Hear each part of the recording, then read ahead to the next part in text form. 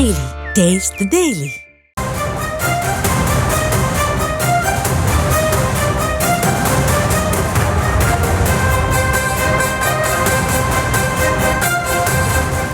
அண்மை செய்தியாக பார்த்து வருகிறோம்.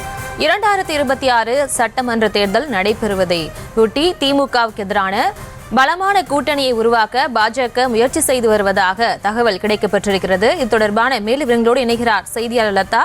லதா, வணக்கம். விவரங்களை வழங்கலாம். வணக்கம்.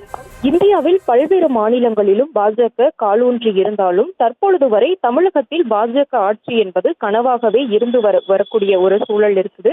இதற்கிடையே வரக்கூடிய 2026 தேர்தலில் திமுகவை அகற்ற வலுவான கூட்டணியை உருவாக்க வேண்டும் என்பதில் பாஜக தீவிரம் காட்டி வருவதாகவும், அத்தகைய கூட்டணியை உருவாக்க பாஜக நடிகர் ரஜினிகாந்தை பாஜகவின் குரலாக பயன்படுத்தி வருவதாகவும் தகவல் அறிந்த வட்டாரங்கள் தெரிவித்திருக்கிறார்கள்.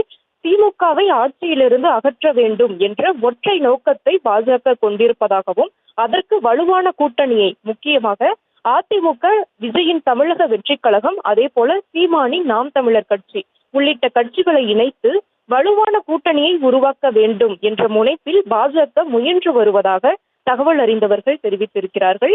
இத்தகைய வலுவான கூட்டணியை உருவாக்க வேண்டும் என்றால் அதிமுக, விஜய் தரப்பு, சீமான் தரப்பு என அனைவருக்கும் பொதுவான ஒருவர், மதிப்புமிக்க ஒருவர், அனைவருக்கும் பரிச்சயமான ஒருவர், நேரடி அரசியலில் இல்லாத ஒருவர் இருக்க வேண்டும் என்று விரும்பிய பாஜக அதற்கு நடிகர் ரஜினிகாந்தை தங்களுடைய கூட்டணி பேச்சுவார்த்தை தூதுவராக பயன்படுத்தி வருவதாக அந்த தகவல் என்பது கிடைத்திருக்கிறது.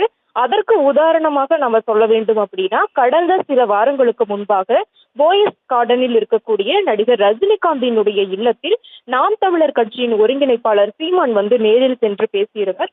மரியாதை நிமித்தமான சந்திப்பு என்று சீமான் சொல்லிக் கொண்டாலும் கூட அந்த சந்திப்பின் போது நடிகர் ரஜினிகாந்த் சீமானிடம் திமுகவை அகற்ற வேண்டும் என்றால் வலுவான கூட்டணியில் நீங்கள் இருக்க வேண்டும் என்று சீமானிடம் ரஜினி வலியுறுத்தியதாகவும் கூட தகவல்கள் சொல்லப்பட்டிருக்கிறது. சீமானுக்கு பிறகாக பார்த்தோம்னா, கடந்த சில நாட்களுக்கு முன்பாக ஓபிஎஸ், முன்னாள் முதலமைச்சர் ஓபிஎஸும் கூட நடிகர் ரஜினிகாந்தை நேரில் சந்தித்து பேசியிருந்தார். இதற்கிடையே பார்த்தோம்னா, நடிகர் ரஜினிகாந்த் அவ்வப்போது அதிமுகவினுடைய முக்கிய நிர்வாகிகள், அதிமுகவின் தலைமைக்கு தொடர்பில் இருக்கக்கூடிய முக்கியமானவர்களை தொடர்பு கொண்டு நடிகர் ரஜினிகாந்த் இந்த விஷயம் தொடர்பாக பேசி வருவதாகவும், அதே போல விஜய் தரப்பிலும் தொடர்ந்து இவர் தொடர்பு கொண்டு அவ்வப்போது தொலைபேசியில் பேசி வருவதாகவும் தகவலானது கிடைச்சிருக்கு. மேலும் நேற்றைய தினம் கூட புத்தக வெளியீட்டு விழாவில் பங்கேற்பதற்காக பாஜகவினுடைய தேசிய அமைப்பு பொதுச் செயலாளர் VL சந்தோஷ் வருகை தந்திருந்தார்.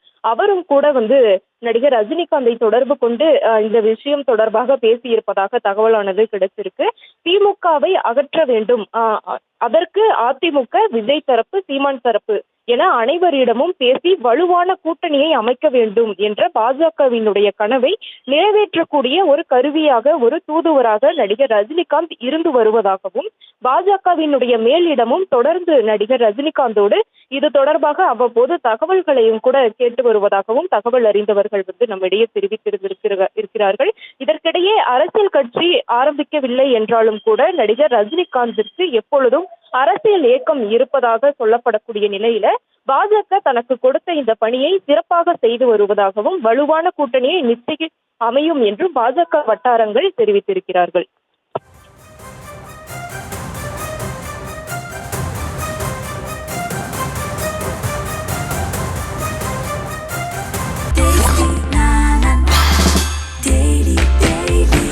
Taste Daily. Taste the Daily.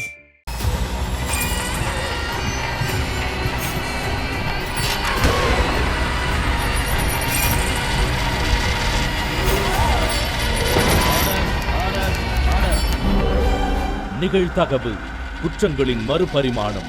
நாள்தோறும் இரவு 10 மணிக்கு இணைந்திருங்கள் நமது நியூஸ் தமிழ் தொலைக்காட்சியோடு.